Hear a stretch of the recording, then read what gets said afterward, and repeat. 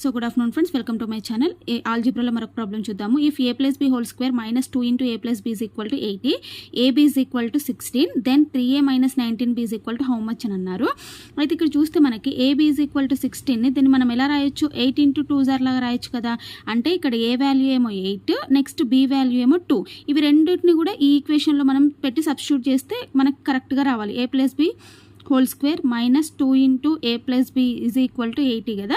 So ఈ value substitute చేయండి. ఏ plus B అంటే 8 ప్లస్ 2, 8 ప్లస్ 2 అంటే ఎంత 10 square, minus 2 into A plus B అంటే ఎంత 8 ప్లస్ 2 అంటే 10 is equal to 80. So 10 square అంటే ఎంత 100, మైనస్ 10 2s ఆర్ ఎంత 20, so is equal to 80. So 80 is equal to 80 అంటే ఈక్వేట్ అయింది కదా రెండు వాల్యూస్. కాబట్టి మనకి ఏ వాల్యూ 8, బి వాల్యూ 2 అనేది కరెక్ట్ అనమాట.